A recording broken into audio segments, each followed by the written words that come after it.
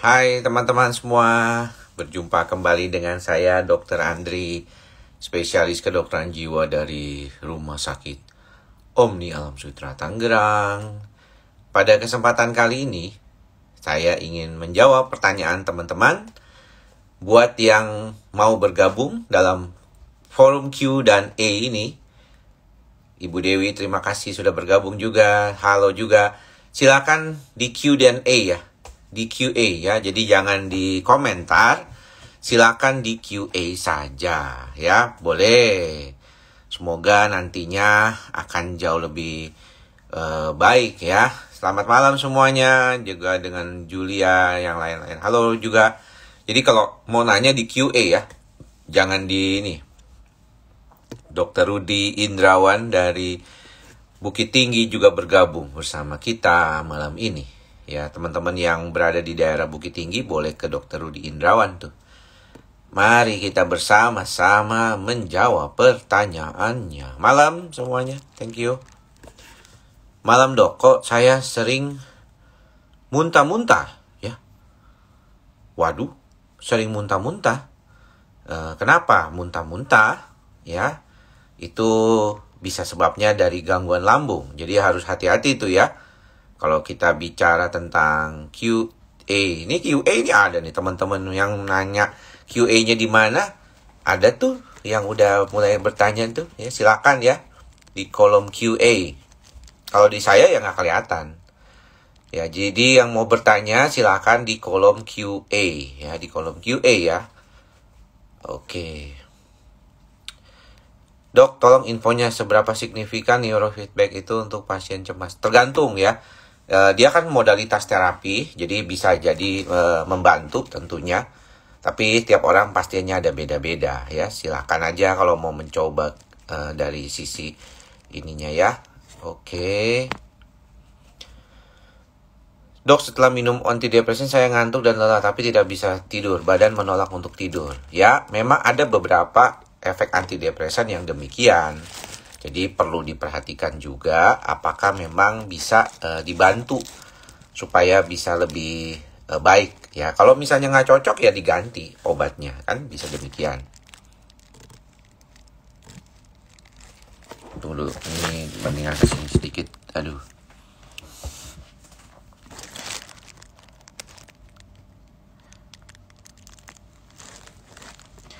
Kalau Anda rencana suicide, itu sebaiknya Anda ke dokter jiwa terdekat di kota Anda atau masuk ke dalam perawatan rumah sakit jiwa. Ya, jadi itu adalah jalan yang terbaik ya buat teman atau saudara yang punya keinginan untuk bunuh diri. Jangan dianggap enteng ya, tetapi lakukanlah sesuatu. Kenapa? Karena suicidal itu atau ide-ide bunuh diri itu adalah sesuatu yang sebenarnya tidak sesuai dengan kondisi di otak kita. Kenapa? Karena otak kita itu survival. Ya, coba aja kalau Anda yang tiba-tiba Anda kecebur atau misalnya di laut ya atau di ini, pasti Anda akan berusaha untuk hidup. Karena itu memang survival rate-nya ya adalah memang kondisi kita. Itu yang terjadi. Jadi kalau misalnya ada ide-ide bunuh diri dan tidak bisa ditahan, Anda segera datang ke rumah sakit jiwa terdekat ya, minta dirawat. Itu adalah jalan yang paling baik ya. Bisa di-save, pastinya di-save ya, karena selalu di-save ya kalau saya itu. Lihat aja di IGTV saya banyak ya. Dok, mau tanya, semenjak saya asam lambung dan GERD saya jadi takut kematian dan cemas terus. Ya, memang faktor tadi ya. Jadi orang tuh pada dasarnya tuh takut mati ya. Tadi barusan saya ngomongin masalah suicidal thought.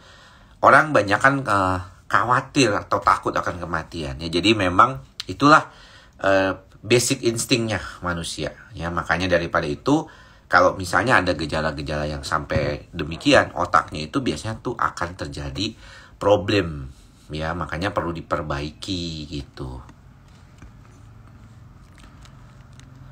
Oke, kita lihat lagi. Dokter, selamat malam. Dok, kalau anxiety itu bisa detakan jantung denyutannya berasa banget gitu. Iya, dia hambar sari. Jadi memang betul ada beberapa orang yang bahkan mau menjelang tidur itu merasa kayaknya tuh di dalam dadanya itu ada rasa nyut nyut gitu ya, nggak enak gitu. Dan itulah yang memang sering terjadi pada orang yang mengalami cemas yang sangat berlebihan ya, bisa jadi membuat tidak nyaman begitu. Dokter sejuta umat. Ini yang kemarin komennya Mbak Push. Kalau ada, mohon maaf tadi ada koneksi yang salah. Sambil kita, actionnya kurang bagus ya.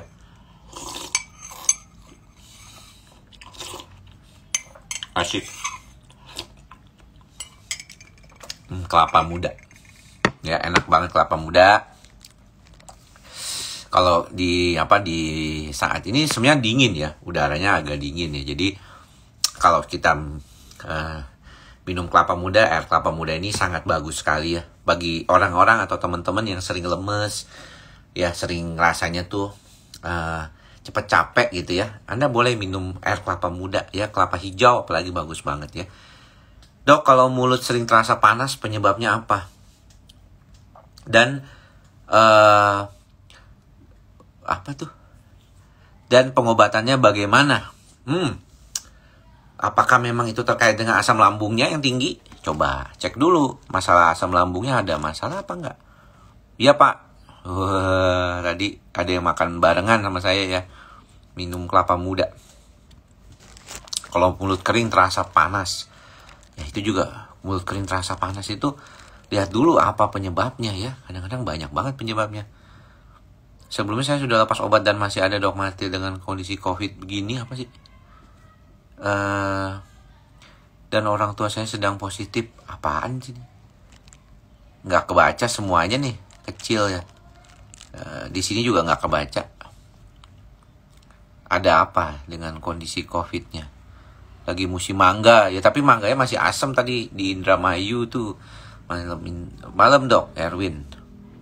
Gangguan usus itu ada gejalanya dok?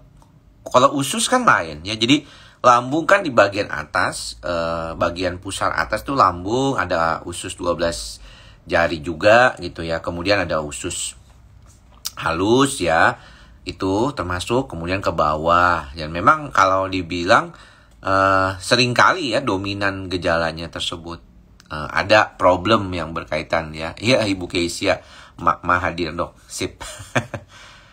Kalau misalnya asam lambung, jadi saluran pencernaan itu kan dari mulut sampai ke anus ya, ke pembuangan. Gejala-gejala yang paling sering kan memang di lambung paling sering. Dan gejala itu biasanya terkait dengan asam lambung yang tinggi gitu ya. Sehingga kadang-kadang tuh terjadilah tuh kayak tadi bau mulut ya, rasa kering, panas di tenggorokan, batuk-batuk kalau malam gitu ya. Wow, Juhidar dari Jepang. Oh, jauh juga dari Jepang nih. Di sono udah jam 10 dong ya. Malam dok, sering kali ada memunculkan gejala fisik seperti pusing yang berpindah-pindah, pegal. Nah itu betul. Gejala-gejala kecemasan itu menariknya memang sering kali dia berpindah-pindah. Ya, problem yang berkaitan dengan itu sering kali berpindah-pindah. Ini banyak sekali nih. Saya mau, dok GAD bisa sembuh. Coba saya lihat dulu. Braxidin itu apa? Termasuk obat cemas, dok. Braxidin itu dia mengandung anti cemas, chlordiazepam ya. Coba saya lihat bagaimana mempertahankan tidur, dok. Tidur bisa tetapi tengah malam kebangun, lalu susah deep sleep lagi. Ya, memang kalau orang cemas biasanya itu gangguan tidurnya itu sering terjadi terbangun-bangun ya. Dan kalau di antara jam 2 jam 3 malam atau jam 2-3 pagi ya, itu seringkali tuh kesulitan untuk tidurnya lebih baik gitu ya. Kadang-kadang kalau cemas itu deep sleep-nya berkurang. Kenapa marah jadi sesek? Iyalah, kalau habis marah pasti kan parasimpatis dan simpatisnya nggak seimbang, lebih dominan simpatis, jadi berdebar-debar, sesak napas, keluar keringat dingin. Makanya harus belajar untuk mengendalikan marah. Ikhlas, sabar, sadar. Nah itu dia. Dok, penciuman seperti nyium bau kukus basi itu gejala anosmia apa COVID? Semakin cemas saya. Kalau masih bisa mencium ya berarti nggak anosmia dong. Kan masih bisa mencium ya. Kalau nyium baunya nggak enak, apakah memang tadi ada sesuatu yang mungkin di dalam hidungnya itu ada sesuatu? Ya kita harus lihat dulu. Harus ke dokter THT mungkin. Dok, apakah cemas bisa menimbulkan asam lambung?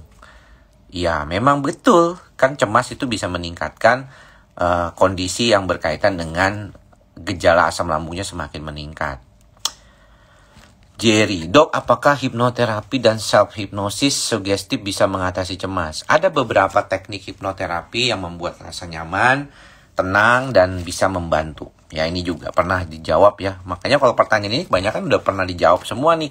Kalau teman-teman yang membutuhkan referensi, sebenarnya tuh Anda bisa ke YouTube channel saya, Andri Psikosomatik ya. Jangan lupa boleh di-subscribe ya. Diaktifkan loncengnya, di komen gitu ya. Karena kadang-kadang saya mendapatkan banyak ide-ide untuk membuat membuat video itu dari sana.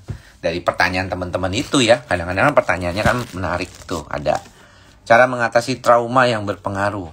Trauma itu harus dikendalikan dulu ya. Apakah memang itu karena masa lalu yang kelam, atau masalah yang berkaitan dengan kondisi kehidupan gitu ya. Itu yang penting juga. Dok, kalau cemas perut isinya seperti banyak angin, mau buang angin jadi susah. Betul, itu adalah dismotilitas ya. Ini nih gejalanya banyak kan gejala lambung nih. Ya, dokter kakak nih harusnya yang jawab nih ya. Dismotilitas itu bisa terjadi karena makanan gitu ya. Ini pertanyaan banyak orang, dok, apakah datang bulan berpengaruh? Ya, datang bulan berpengaruh terhadap kecemasan. Soalnya waktu saya datang bulan cemas saya timbul. Iya betul. Jadi serotonin itu memang seringkali dikaitkan dengan estrogen. Ya, estrogen itu kalau misalnya dia lagi up and down di saat mau menjelang menstruasi, seringkali dia sulit ya, timbul kecemasan. Tadi ada yang tanya kenapa nggak bisa tag di story. Ya memang dimatiin kan, saya tuh sudah nggak bisa terima DM ya. Jadi karena terlalu banyak DM yang masuk setiap harinya berkaitan dengan pertanyaan-pertanyaan ya, saya biasanya ya paling kalau mau ya komen gitu ya di ini.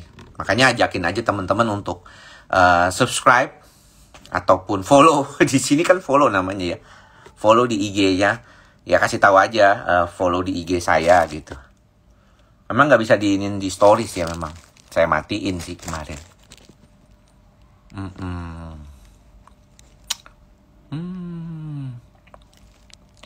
Udah katam sama YouTube. Wow, luar biasa nih si Ibu Kesia. Dok Matil itu obat anti cemas atau anti depresan? Dua-duanya. Ya, dia bisa sebagai anti cemas, bisa sebagai anti depresan juga. Dia punya efek sama. Ya, memang kerjanya agak beda dia di sistem saraf pusat, di dopamin sistem. Dokter, apakah gangguan cemas depresi bisa menyebabkan badan terasa lemas? Ya benar, tak bertenaga. Itu kan depresi itu begitu.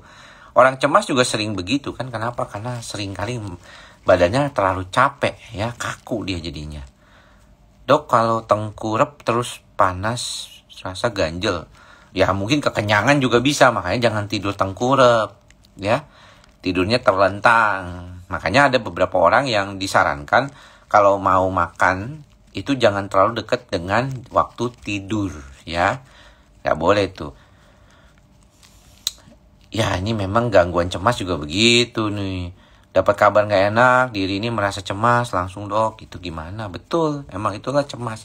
Pertanyaannya di QA ya teman-teman ya. Kepala saya penuh dengan percakapan dan suara-suara, jadi susah tidur.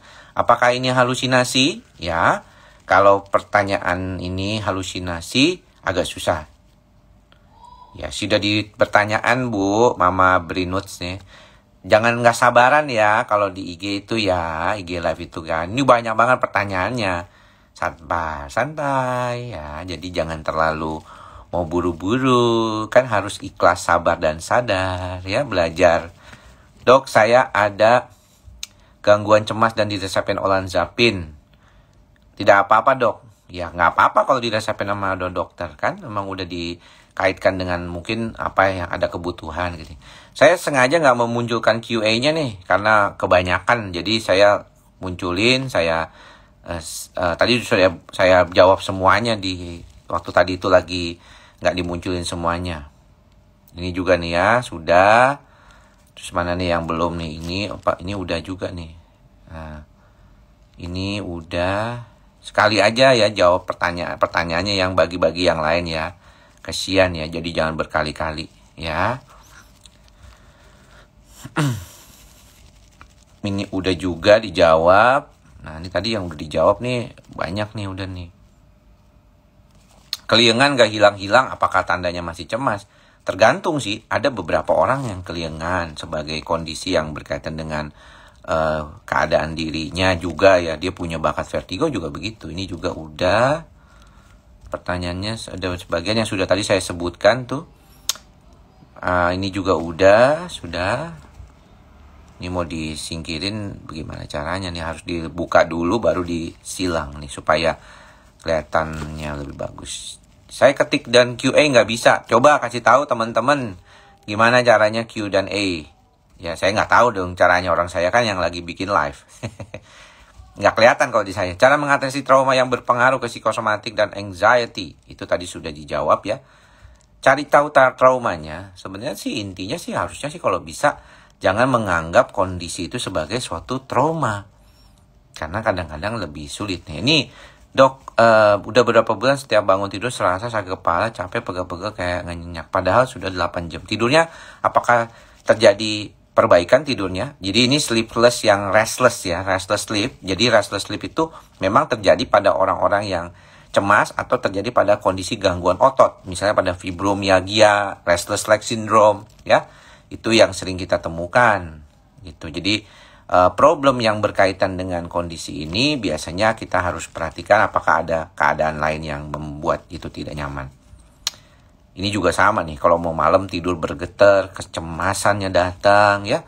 Kelihatannya banyak teman-teman di sini yang banyak mengalami kecemasan ya. Yang kelihatannya membuat pastinya ya, yang datang ke saya di dalam praktek juga kebanyakan pasiennya cemas. Kemudian obat racikan dokter jiwa apakah boleh dikonsumsi di atas 1 bulan? Ya banyak. Rata-rata kan kalau misalnya untuk pertama 3-6 bulan. Terus kemudian ada sampai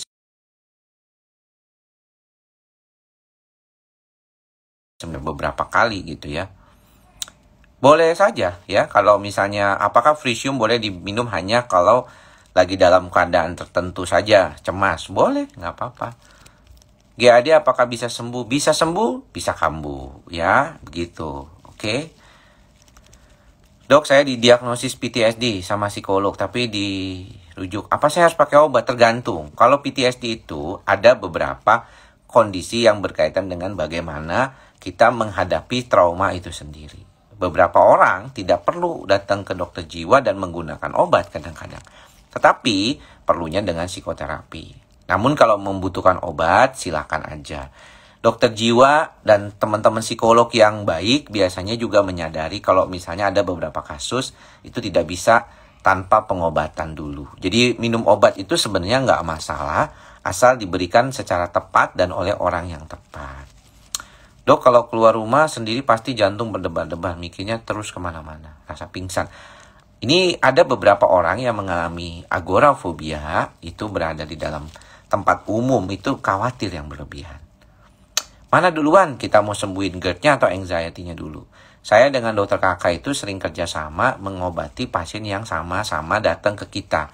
Jadi kita perbaiki cemasnya, kita perbaiki juga gejala lambungnya. Pada beberapa kasus saya bisa memberikan obat MAH juga kepada pasien itu ya, sebelum dia benar-benar bisa hilang gitu gejalanya ya.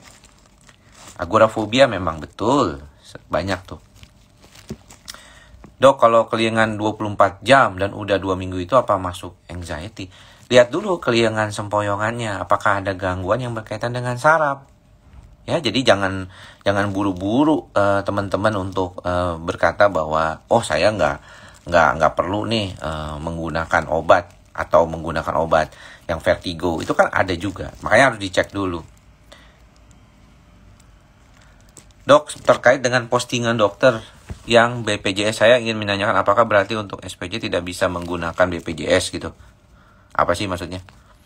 Ya, non BPJS itu BPJS bisa. Ini kan maksudnya saya bikin postingan itu agar teman-teman yang mau ke dokter jiwa itu tanya dulu biaya konsultasinya, biar jadi tahu. Ya, misalnya ada dokter jiwa yang biaya konsultasinya 200.000 per konsultasi, ada yang 300, ada yang 400, ada yang 500, ada yang 600, ada yang 700. Jadi tanya dulu. Nah, kemudian itu tadi ilustrasi sedikit berkaitan dengan obat yang biasanya diberikan. Harga-harganya berapa ya? Rata-rata sih kalau di non BPJS itu dokter jiwa datang bisa antara rentangan, misal kalau ke saya lah, ada yang tanya berapa duit kalau ke dokter, kira-kira ya 1 juta sampai 1,5 juta ya, kira-kira segitu. Atau sebulan tuh ya 1 juta sampai 1,5 juta obat. Kalau untuk kasus depresi cemas itu lebih murah biasanya, ada beberapa kasus. Nah, teman-teman bilang kan kalau Anda memang butuh pengobatan dan kelihatannya Anda agak sulit kalau misalnya terlalu mahal, maka bilang sama dokternya, dok saya kayaknya jangan obatnya kalau bisa jangan yang terlalu mahal ya, supaya saya jadi tidak diberikan originator misalnya. Kan ada pilihan lain. Jadi ada originator, ada buatan lokal, mitu namanya ya.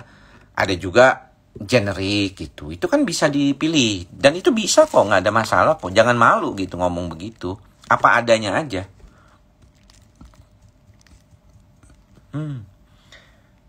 Kalau kebanyakan ngomong juga bisa sendawa mulu ya. Sambil minum sambil ngomong. Tanya COVID saya nggak ngerti lah ya. Saya nggak mau jawab deh ya kalau COVID ya. Nggak paham banget, jadi nanti takut salah ngomong. Maksud saya usia obatnya apakah boleh dikonsumsi lewat dari sebulan? Kalau racikan boleh. Ya 6 bulan kan biasanya kalau racikan tuh. Kalau yang non obat racikan tuh suka, dok suami saya selalu cemas, berpikirnya jauh, berpikir mistis. Walau berpikir mistis dan ada halusinasi waham, hati-hati. Kalau cuma berpikir mistis doang tapi cuma berpikir sedikit nggak masalah sih. Tapi ya namanya orang, kalau budaya kan ada ya. Ada beberapa budaya yang memberikan suatu gambaran terkait dengan kondisi mistis itu. Jadi dia percaya gitu, yang kayak gitu ya. Kalau dia dipengaruhi oleh pihak luar, dia dikendalikan, dia ada khawatir orang lain tuh mau menjahati dia, itu hati-hati tuh, paranoid thinking ya. Itu harus diperhatikan. Ini agak berbeda nih. Kemarin saya dengan Android, sekarang saya pakai iPhone ya untuk ini. Yang di luar negeri bisa konsultasi online, nggak bisa. Saya tuh tidak bisa terima pasien baru untuk online gitu. Jadi konsultasi telemedicine saya itu sebenarnya hanya untuk pasien-pasien saya yang sudah terkontrol. Kalau belum terkontrol bagus, Bapak Ibu pasien saya sebaiknya datang ke rumah sakit gitu ya. Kalau ditanya dok sampai penuh. Sehari itu cuma 5 kalau yang registrasi via WA, banyak yang datang. 2 hari ini saya cukup sepi kok. Hanya 50% tadi kuota terpenuhi ya. Kemarin malah cuma 7 pasien. Hari ini cuma 7 pasien. Ya nggak banyak kok. 50% saja kan berarti kan. Sisanya dia ada telemedicine, memang telemedicine full ya. Memang telemedicine tuh bisa 2-3 minggu ke depan fullnya ya. Jadi biasanya begitu. Ya. Kalau kecanduan alprazolam apa obatnya? Obatnya sebenarnya kalau kecanduan alprazolam adalah mengurangi dosis obatnya. Cuman memang kalau udah lebih lama dari 7 tahun, kemudian dosisnya juga besar, biasanya agak sulit sih. Jadi memang harus ke dokter jiwa yang khusus, seperti dokter jiwa psikiatri adiksi di RSKO, kayak gitu, itu juga cocok ya. Dok, saya bertekad mau lepas, karena beberapa bulan lagi akan mulai studi S3. Loh, kenapa bertekad mau lepas kalau misalnya mau sekolah? Malah harusnya kalau itu Anda baik dengan menggunakan obat tersebut, Anda malah lebih baik menggunakan obat kan? Untuk membantu Anda supaya S3-nya lebih lancar gitu. Mari kita sambil makan kelapa muda.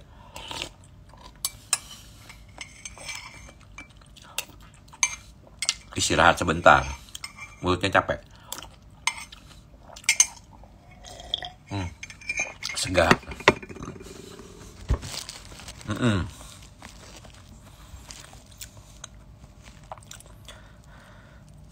Apa nih? Ikhlas, sabar, sadar. Insya Allah. Baik. Ya, Masya Allah. Selalu dadam kalau mendengarkan dokter bicara. Terima kasih.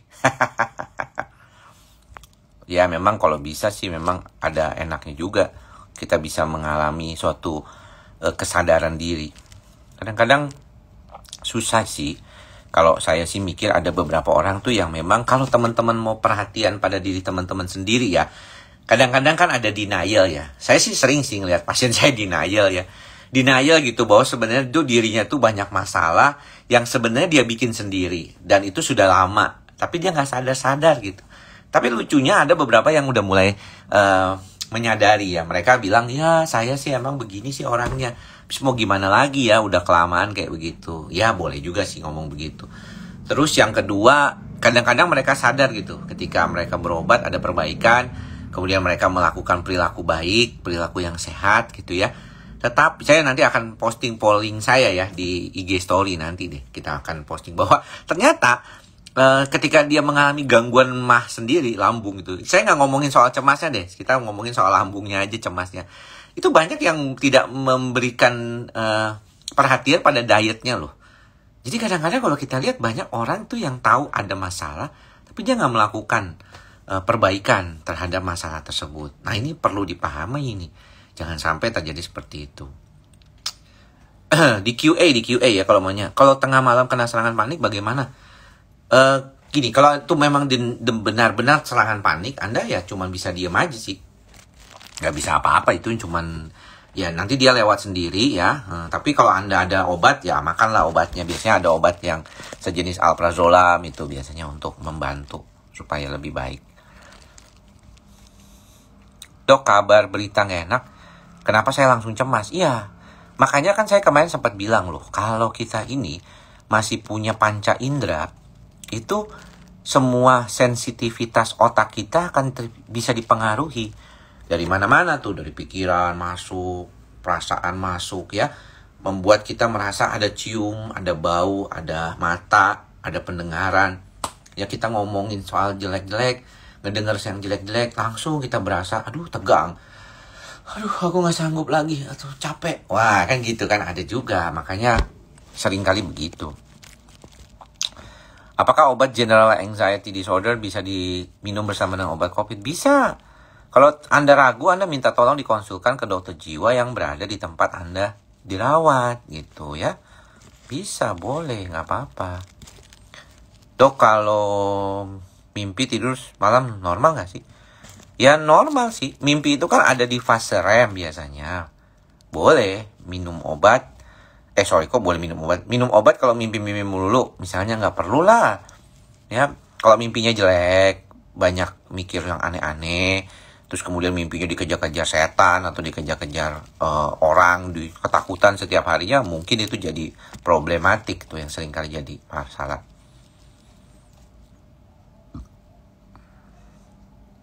Dok, bolehkah ketika minum obat psikiater, namun keadaan sudah membaik bisa berhenti? Itu bisa sih. Kalau saya lihat ada beberapa orang yang bisa. Saya sendiri di dalam praktek kan sukanya demikian ya. Saya mencoba untuk mengurangi dosisnya kalau ketemu. Cuman pasiennya kadang-kadang lucu, kayak tadi juga sering ada ketemu pasien. Saya kayaknya belum bisa dikurangin dok. Belum bisa, kenapa Pak? Ya saya kayaknya belum sanggup. Nah gitu ya. Mohon jangan di komen ya, di QA ya. Teman-teman kayaknya masih bingung ya. Bolehkah alprazolam dibeli tanpa resep dokter? Ya nggak boleh lah. Psikotropika. Anda tahu nggak kenapa ya? Banyak pasien saya komplain gitu ya. Dok, kenapa sekarang nggak boleh kirim resep gitu ya? Karena memang sebenarnya obat itu ya tidak boleh dikirim. Cuman kemarin karena ada tanggap darurat COVID, maka obat bisa dikirim gitu ke daerah yang mana obat tersebut ada yang mengandung alprazolamnya, misalnya di dalam racikan atau clonazepam atau clobazam. Nah sekarang itu karena sudah lewat masa tanggap darurat COVID-nya ya sudah kita kembali ke normal lagi gitu ya, bahwa memang tidak boleh dikirim. Termasuk telemedicine. Telemedicine itu kan baru ada setelah setelah ada COVID ya, pandemi. Dulu kan nggak ada tuh telemedicine tuh nggak ada. Jadi jelas ya tidak boleh kalau di alprazolam. Alprazolam itu obat psikotropika. Kepemilikannya tanpa resep dokter bisa dikenakan hukum psikotropika, undang-undang psikotropika. Jadi nggak boleh gitu makanya. Ya ini mimpi buruk nih salah satu tanda gejala cemas kan. Itu sering kali. sering cuci tangan, COVID, ya memang kadang-kadang bikin takut ya. Makanya saya bilang gini, sebenarnya kalau kita berbicara tentang COVID, kita tuh boleh saja waspada ya. Kita harus waspada tentunya dengan COVID ya. Kalau dilihat problem yang berkaitan dengan COVID ini sendiri, memang banyak yang masih orang tuh simpang siur beritanya. Banyak hal-hal yang membuat ketakutan. Pada beberapa orang, itulah yang membuat banyak pasien itu jadi ketakutan yang luar biasa. Jadi saya lihat sering kali tuh orang takut banget, takut meninggal, takut pikiran kacau, takut nggak ketemu lagi nanti kalau dirawat di ruang perawatan isolasi gitu ya. Jadi kekhawatiran itu terus-menerus ada.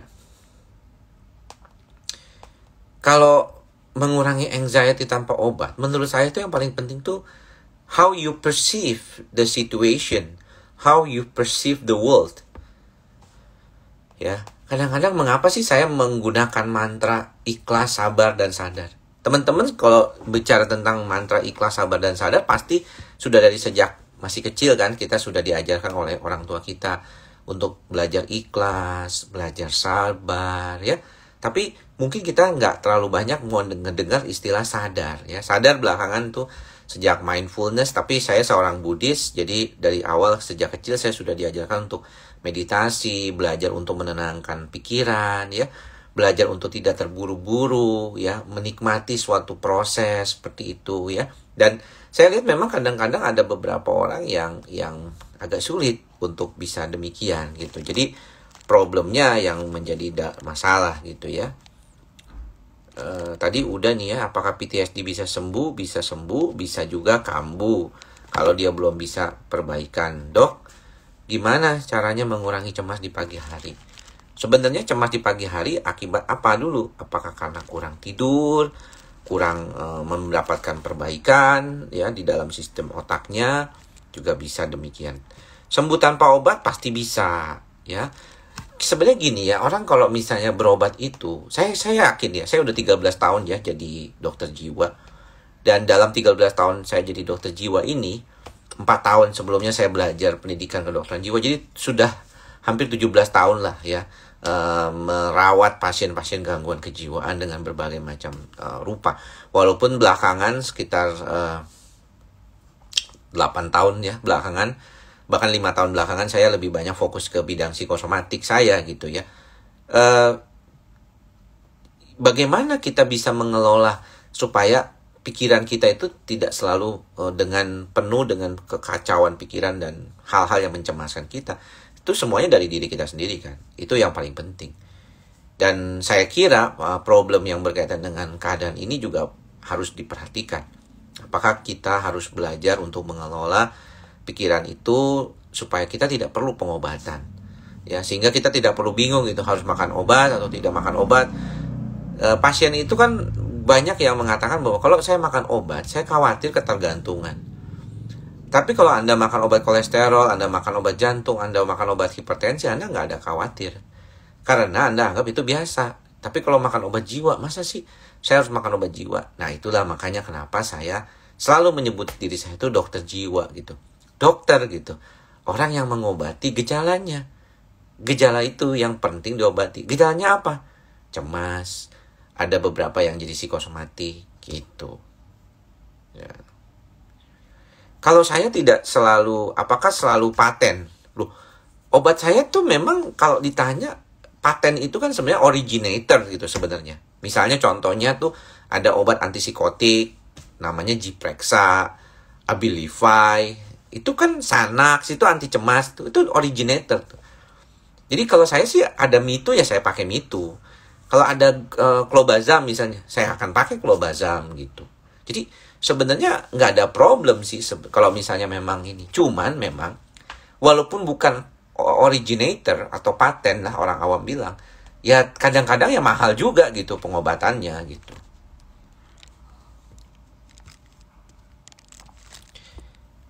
Kan obatnya itu kadang-kadang kita nggak pernah tahu kita pakai obat apa. Pasiennya kadang-kadang bilang saya cemas dok, misalnya di IG Live. Pas ketemu langsung ternyata pasiennya psikotik, ya kan bisa beda. Terus udah gitu belum tentu obatnya itu bisa cocok langsung sama dia. Ada loh pasien saya itu ya, saking dia sabar untungnya. sampai 3 kali ganti obat baru cocok. Ya, jadi ada orang langsung berasa nggak enak. Apalagi menarik loh, teman-teman ya. Pasien-pasien jiwa itu kadang-kadang rasanya tuh takut banget sama pengobatan jiwa, sampai sedikit-sedikit makan obat jiwa langsung berasa nggak enak, dia langsung nyalahin obat kita. Ya, dokter lain juga suka nyalahin obat jiwa itu. Aduh, saya juga kadang-kadang suka bilang sama teman sejawat saya, jangan suka nyalahin obat saya dong. Udah stigmanya kenceng, ditambah disalah-salahin sama kalian gitu ya. Ya belum tentu, obat jiwa itu paling cukup aman loh. Ya, Anda ada bilang kalau misalnya dok kalau dimakan semuanya dok bahaya juga kan dok? Enggak, itu cukup aman. Ya, rentang dosisnya itu sangat aman. Ya, jadi saya kira itu selalu yang perhatian buat diri kita juga ya, bahwa ini sangat aman ya, bagus sekali obat ini untuk bisa ngebantu ya. Dok, saya sudah 3 hari ini apa nih? Telinga kanan sakit, kepala sakit sebelah. Wah, ini sih harus dicek dulu.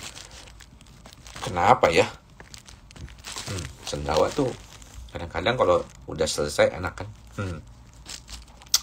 Dok, saya masih parno, takut dengan mimpi saya waktu di bulan puasa. Loh, kenapa? Solusi dok? Wah, nggak segampang itu solusinya kadang-kadang.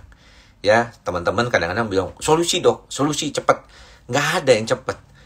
Anda tahu nggak, pikiran dan perasaan kita menjadi cemas itu nggak tiba-tiba loh. Itu dia berdasarkan banyak waktu. Saya jujur ya mengatakan bahwa di usia saya yang hampir mau 43 tahun inilah, saya mulai belajar lebih tenang, lebih santai, lebih nyaman gitu ya.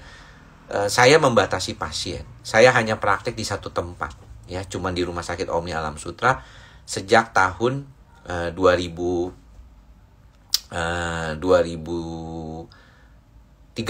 ya terakhir. 2008 saya mulai praktek, 5 tahun kemudian SIM nama istilahnya surat izin praktek SIP saya kan selesai, habis. Saya perpanjang lagi, saya tidak perpanjang di rumah sakit saya sebelumnya.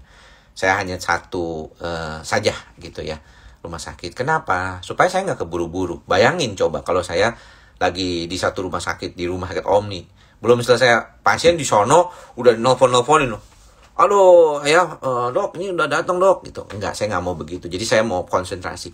Di Rumah Sakit Omni pun saya batasin pasiennya. Ya, sengaja saya hanya maksimal paling terima pasien 15, yang datang 6 yang online. Kenapa? Karena supaya saya bisa ada suatu proses untuk menyesuaikan otak saya. Bayangkan setiap hari kalau misalnya ketemu banyak orang ya. Tadi saya di Twitter, di Mbah Hendi ya, Twitter saya itu ada beberapa teman-teman muda ya yang bilang bahwa dia ke dokter jiwa cuman 5 menit, cuman 10 menit ya. Di BPJS ya. Saya bilang ya wajar di BPJS. Bayangin pasiennya 100 katanya. Waduh, kalau 100 gimana caranya dia mau bisa lebih lebih baik, cepat gitu ya. Kalau misalnya situasi kondisi itu. Oh iya benar, SIP dokter itu boleh 3 tempat praktek. Ya dulu bebas mau berapa tempat praktek. Ya dulu zaman 20 tahun yang lalu mungkin. Ya. Saya masih bisa gitu mau praktek di tempat lain juga, tapi ngapain gitu ya. Apa yang saya lakukan? Pagi-pagi saya bangun, tidur, saya kemudian sedikit sarapan kadang-kadang sebentar sebelum saya melakukan olahraga. Saya olahraga, kemudian habis itu saya baru baca, bikin konten mungkin ya. Ada beberapa kali kan saya konten di pagi hari, setelah itu selesai gitu. Nggak terburu-buru gitu. Ya untunglah saya tidak terlalu kepikiran. Karena kalau dipikir-pikir, terima pasien lebih banyak kan lebih bagus ya. Ya kan pemasukannya lebih banyak. Ya nggak sih? Teman-teman kalau misalnya jualan gitu ya. Kalau jualan jasa, lebih banyak kan lebih bagus dong. Ya kan? Nah, lebih banyak pendapatan ya.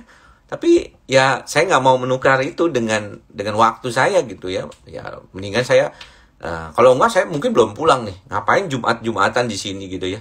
Mendingan saya praktek aja gitu sampai jam 11 malam gitu kan bisa jadi. Gitu. Oh, kalau sama saya itu konsultasi itu paling lama 20 menit. Saya punya jam kok di depan saya. Teman-teman yang sudah pernah datang di tempat saya itu ada jam. Saya 20 menit. Jadi teman-teman suka kadang-kadang nggak berasa ya. Cepet amat dok. Iya udah 20 menit. Anda nggak berasa. Nanti saya mau beli yang bisa berbunyi aja deh gitu ya. ODB apa? Orang dengan bipolar maksudnya ODB itu. Saya 20 menit aja konsultasi sama saya ya. Jadi nggak lama sama saya tuh. Kalau mau lama ya nggak bisa. Namanya psikoterapi. Dan lagian kalau lama-lama nggak efektif. Kita tuh bukan curhat kan. Kita tuh berobat. Harus melihat ada tanda dan gejala. Saya dosen, saya ngajarin mahasiswa saya gimana caranya mendiagnosis penyakit jiwa. Dok, saya tiap hari cemas dan ketakutan sama orang yang nggak dikenal, bawaannya cemas mulu.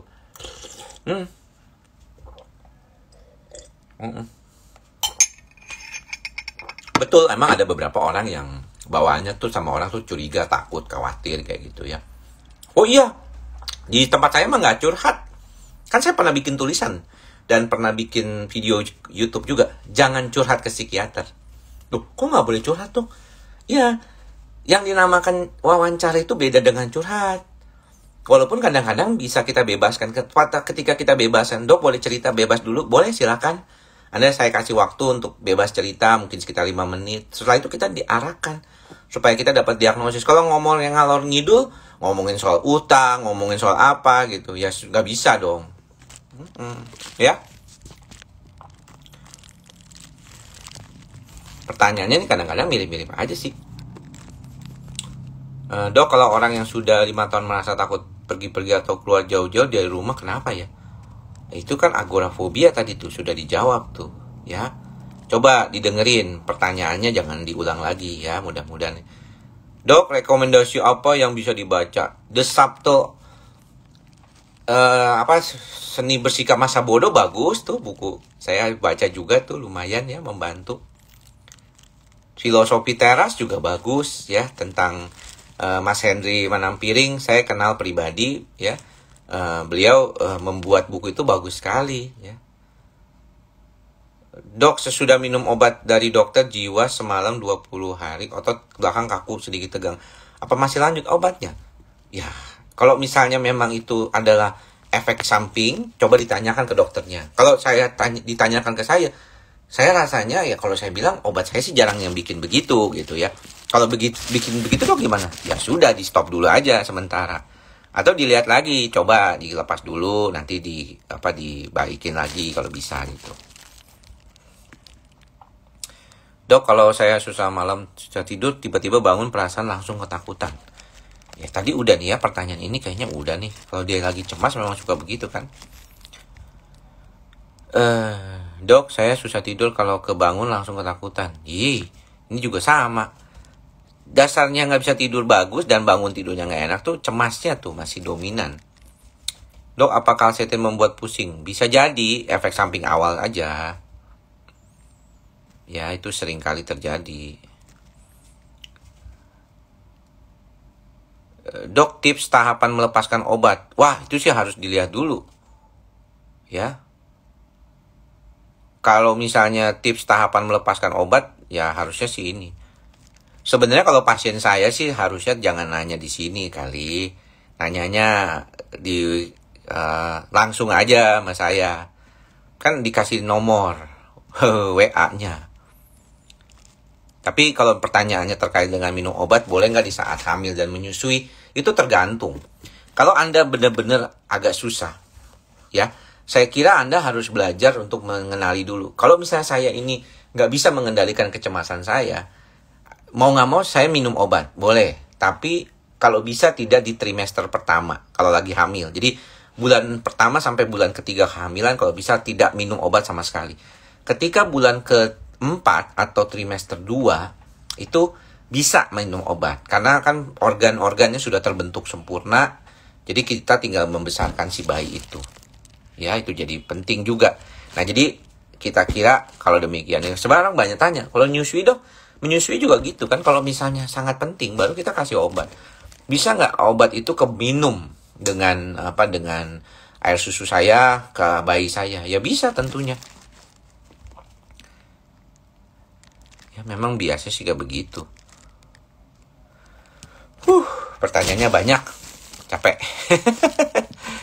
Dok, rasa panik dan cemas muncul ketika saya mulai memikirkan cara menceraikan susu. Iya, ini juga udah dibilang tadi ya. Jangan khawatir. Lakukanlah segala sesuatunya dengan sadar. Dok, Clobazam di cover BPJS? Cover. Kalau Dok Matil tidak di cover. Dok, apakah boleh minum obat sekira ikut vaksin COVID? Sudah ada jawabannya, sudah ada link di IG story ya. Ini ketahuan nih, nggak lihat kayaknya ya. Bukan follower saya, follower dong ya. Kalau nggak follower kan nggak bisa ikut ya. Di save kok. Setiap malam kalau tidur selalu mimpi, apakah normal? Ya, ini tadi udah pertanyaan udah dijawab.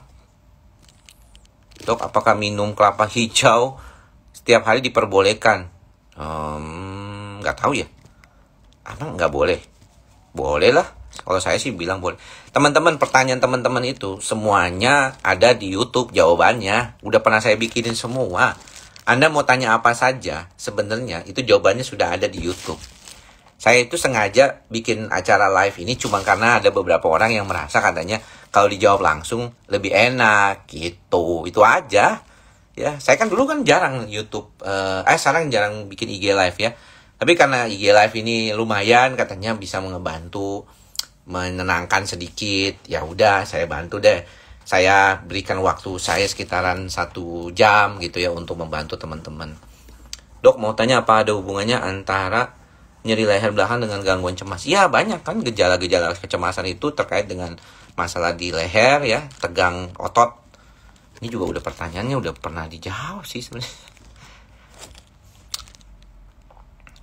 Apa nih? Dok, apakah bisa gangguan kejiwaan karena ada kekurangan nutrisi? Bisa. Ya. Cymbalta buat jangka panjang, boleh. Boleh, emang kenapa? Kalau diberikan dokter ya boleh aja, nggak masalah. Kan itu memang untuk membantu cemasnya.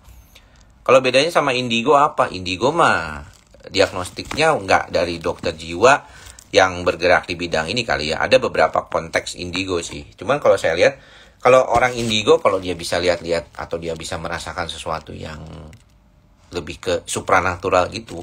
Tapi kalau dia nggak bisa mengendalikan diri, sayang ya, mendingan dia berobat kali ya. Jadi jangan buru-buru mengandalkan, wah saya indigo nih, kayak gitu. Dok, saya dikasih kalsetin suka merasakan pusing. Ini kan udah tadi. Jangan double-double ya. Ini saya sengaja taruh di sini. Vitamin, wah ada tuh vitamin makanan ada di YouTube channel saya. Vitamin B, vitamin D, vitamin E, boleh juga. Dok, bolehkah minum obat anti cemas tidak rutin? Saya sekarang boleh turun dosis. Kalau anti cemas sih boleh. Ya, kalau antidepresan tidak disarankan. Teman-teman itu kan bisa membantu diri sendiri dengan menggunakan pengobatan untuk membantu supaya lebih stabil gitu. Minum jamu apa dulu ya? Dulu ya, zaman waktu saya masih sekolah kedokteran. Dulu tuh kalau ada pasien yang dengan gangguan hati di perut kanannya itu ya, belaknya hitam gitu ya. Itu sering ditanya, apa pernah minum jamu? Karena ada beberapa jamu yang bisa merusak hati kan. Jadi harus hati-hati juga gitu. Dok, kenapa yang nyeri sedikit di bagian ulu hati cemas langsung datang? Ya, memang ada beberapa orang seperti itu. Gejala kecemasannya dipicu oleh situasi di dalam pikirannya sendiri dan juga akan mempengaruhi fisik. Makanya itu disebut psikosomatik. Dok, kenapa ya nyeri sedikit di bagian ulu hati ini? Udah, lu double nih. Mana lagi? Ini ada yang masih kesisahan. Dok, tetangga saya kena schizophrenia. Terus saya langsung ke trigger. Ya, jangan sampai seperti itu. Ya, mudah-mudahan tidak ke trigger terus. Ya, jangan membuat diri itu gampang tertrigger. Anda tahu nggak kenapa sih saya suka bilang ikhlas, sabar, sadar gitu ya? Sebenarnya tuh kan supaya kita tuh jangan gampang tertrigger. Jadi kalau kita bilang ke diri kita sendiri bahwa kecemasan kita dan segala macam gitu ya, itu karena kita nggak benar-benar sadar gitu, melakukan sesuatu ketakutan, khawatir ya, rasanya nggak nyaman gitu. Padahal sarapan makanan aman dan cemas nggak kenapa-napa. Tiba-tiba napas pendek, bisa jadi asam lambung itu memang pengaruh. Makanya coba perhatiin dulu langsung gejala-gejala yang berkaitan dengan kondisi lambungnya gitu ya. Apakah memang problem di situ? Sempoyang membuat tidak nyaman, menimbulkan cemas. Memang begitu. Ya, solusinya perbaiki diri satu-satu dulu. Apakah memang betul ya? Kalau mau ajak teman-temannya untuk bergabung boleh, silakan ya. Boleh di-mention gitu ya kalau misalnya ada, atau follow saja saya supaya nanti kalau ada live seperti ini ya bisa. Cuman ya memang yang baru, terutama boleh Anda lihat tuh YouTube channel saya ya, ada di bio kan. Bio-nya itu ada link YouTube ya di sana ya. Nggak ada Linktree, tapi Linktree itu ada salah satunya YouTube, pengobatan, jam praktek, cara pembayaran juga ada, berapa yang harus dikeluarkan kira-kira kalau berobat ke saya tuh ada tuh di Linktree ya. Saya nggak secara umum memberikan penjelasan itu ya, coba Anda bisa lihat sendiri lah. Ya pokoknya lihat aja bionya di Instagram ini, Anda kemudian bisa lihat. Dan buat teman-teman yang masih belum follow, silakan follow deh supaya kalau misalnya nanti ada pertanyaan dari tanya jawab seperti ini. Dok, kenapa ya setelah saya didiagnosis gastritis saya sering berasa cemas dan berpikir kayak takut mati? Iya, memang sering kali begitu. Jadi saya berobat kemana tentang yang udah tidur 8 jam ketidur atau saraf? Kalau tangannya gemeter, Anda harus cek dulu apakah memang problemnya itu ada restless leg. Ya, bisa ke dokter jiwa, bisa ke dokter penyakit dalam juga. Atau ke dokter saraf, boleh. Dokter saraf sih sama dokter jiwa sih biasanya kalau restless leg syndrome ya. Saya sering berasa cemas dan berpikir kayak takut mati. Ya memang cemasnya itu banyak.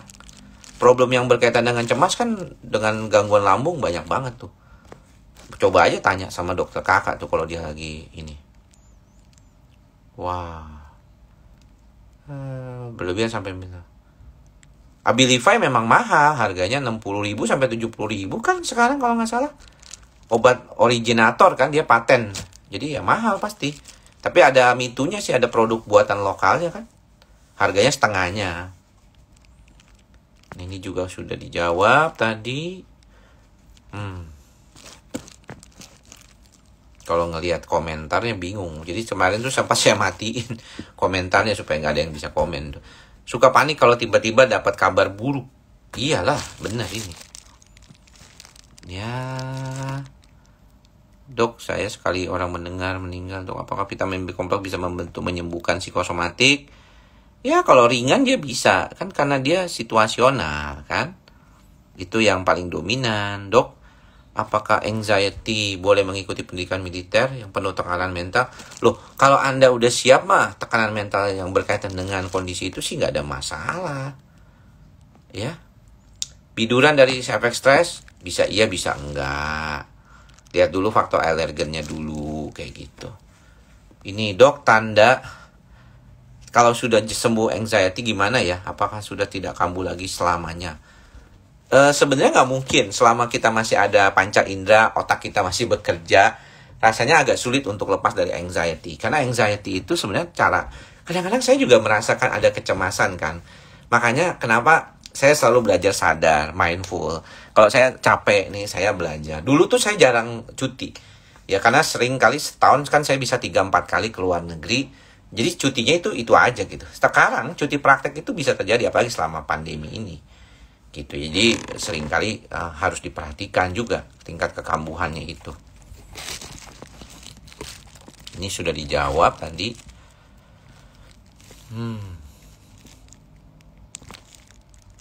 Obat sertralin itu obat apa? Jadi begini teman-teman ya. Kalau teman-teman suka, sekarang itu kan era Google ya. Jadi gampang banget buka Google untuk mencari tahu informasi tentang obat. Jadi obat kalau bisa tahu apa isinya, terus teman-teman langsung cari. Kalau misalnya dikasih racikan juga diminta ke apotekernya, minta supaya bisa dapat apa aja saya mau cari gitu. Nah, sertralin itu antidepresan sebenarnya. Tapi antidepresan belakangan ini memang banyak digunakan untuk membantu supaya mengurangi kecemasan ya, karena dia meningkatkan sertralin itu meningkatkan serotonin di otak, dan serotonin itu sepertinya buat jadi backup gitu supaya orang itu jadi lebih santai, lebih rileks gitu ya, lebih cuek gitu ya.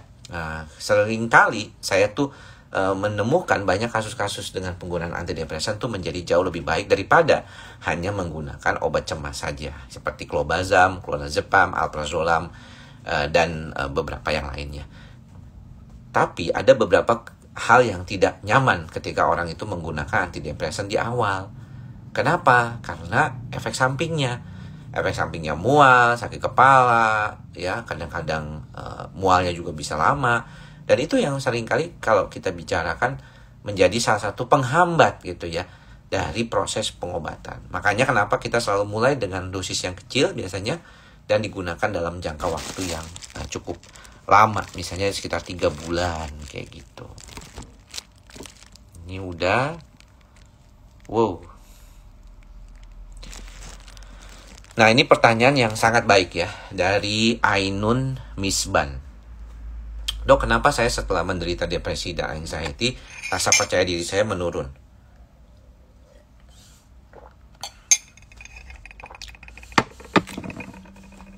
Sorry, sambil minum dan makan kelapa muda.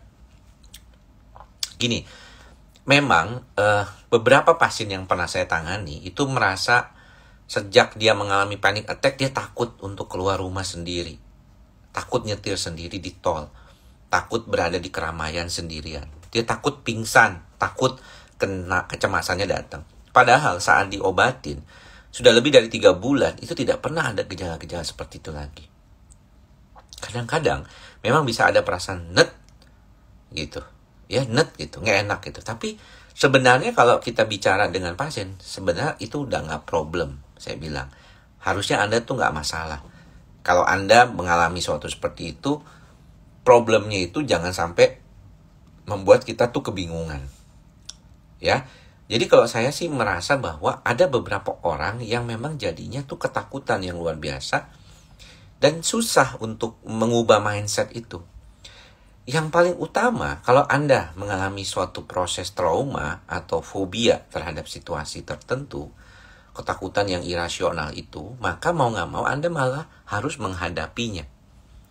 Ya, menghadapi peristiwa seperti itu. Jangan sampai kita malah menyerah atau membiarkan.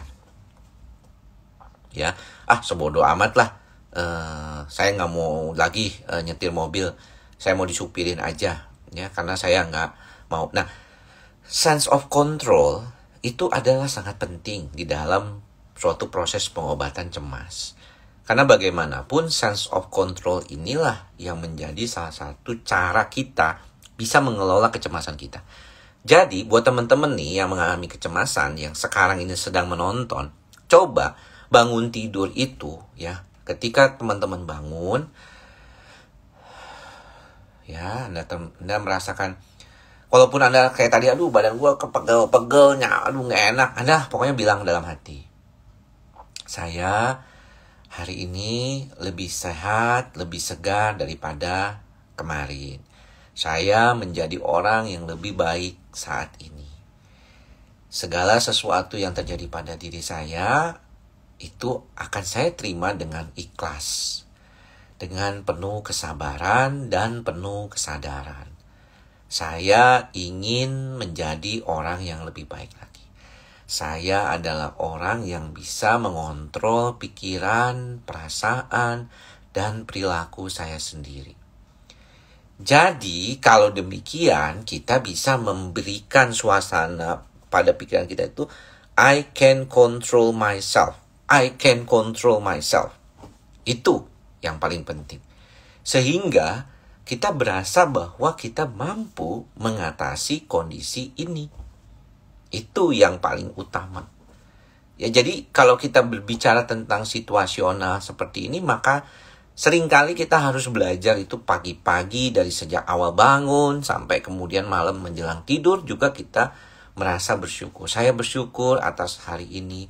Saya merasakan kebahagiaan yang yang luar biasa yang membuat saya menjadi orang yang lebih baik, lebih bahagia lagi.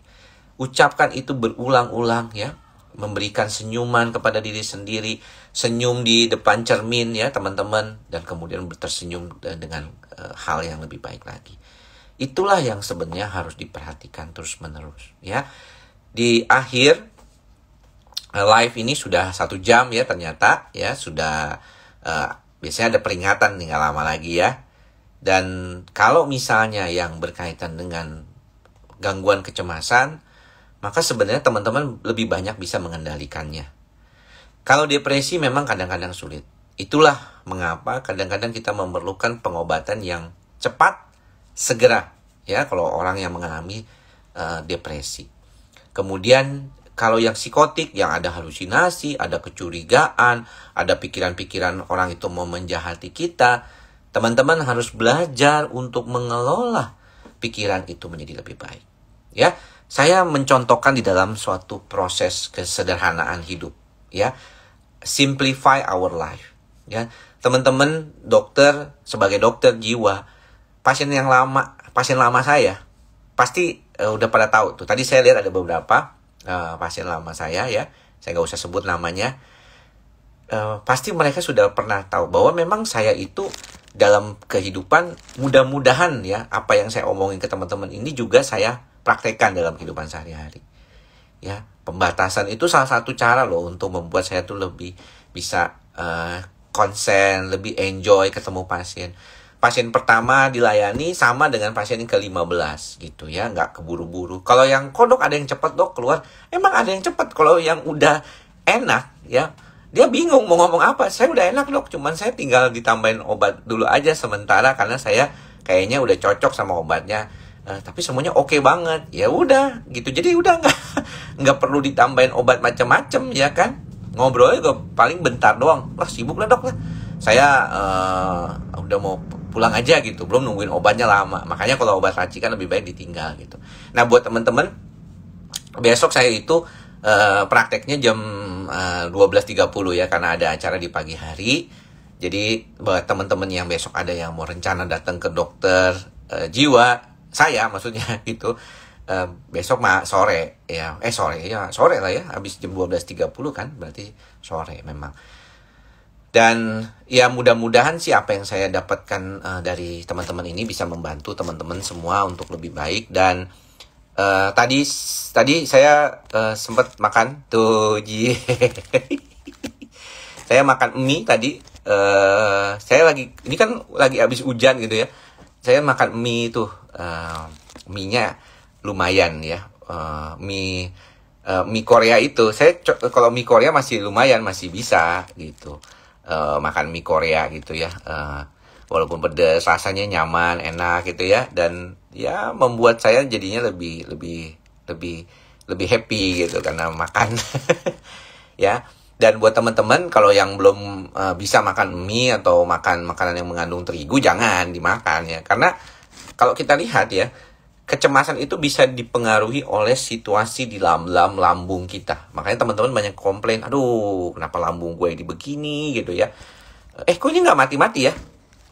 Ya, kok nggak mati-mati? Biasanya suka mati itu kalau udah sejam. Ini kenapa nggak mati? Nih tadi juga saya share ini kan, nih ya banyak dokternya bisa nggak dok obatnya dikasih yang lebih baik gitu. Atau yang sama aja gitu ya.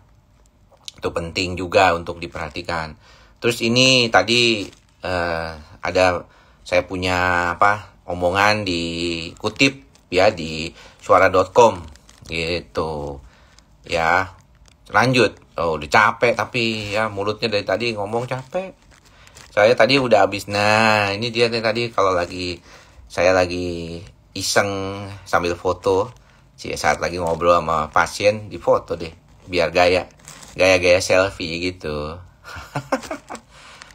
Aduh, lanjut, capek ya, udah capek, mulutnya udah pengen istirahat dan anak-anak sudah mau tidur. Saya biasanya nemenin mereka tidur. Teman-teman ada yang tahu nggak ini apa? Ada yang tahu ini makanan khas Gorontalo ya. Gorontalo dibuat dari nike, ikan nike, dan ada terigu ya. Namanya apa? Nggak tahu ya. Ada yang tahu? Ya, dan mudah-mudahan teman-teman semua berbahagia selalu di dalam lindungan Tuhan Yang Maha Esa. Jangan lupa selalu mantra ikhlas, sabar, dan sadar untuk membantu kita memberikan suasana yang lebih baik lagi di dalam pikiran kita. Jadi kalau teman-teman tahu sebenarnya tuh di dalam pikiran kita itu akan dibentuk oleh 3 bagian besar ini, yaitu amigdala, hipokampus, dan prefrontal cortex. Teman-teman harus menjaganya dengan baik. Karena relaksasi yang dilakukan ini sebenarnya apa? Tahu nggak teman-teman? Mau relaksasi apapun, silakan. Lakukanlah hal yang membuat teman-teman senang kalau ngelakuin hal itu. Selama 15 menit setiap harinya. Ya, dan itu harus rutin. Mau baca buku boleh. Mau menenangkan pikiran dengan melihat akuarium boleh. Bercocok tanam boleh. Mau meditasi boleh. Mau konsen dengan duduk diam saja, santai sambil memikirkan hal-hal yang indah boleh. Pokoknya semuanya bisa dilakukan. Yang penting di dalam proses itu Anda merasa rileks. Ini kemarin ada yang nanya sebabnya. Ya, dan mudah-mudahan ini menjadi suatu hal yang bisa membantu teman-teman. Oke semuanya. Sampai bertemu lagi di lain kesempatan. Jangan lupa ikhlas, sabar, dan sadar. Semoga semua makhluk berbahagia.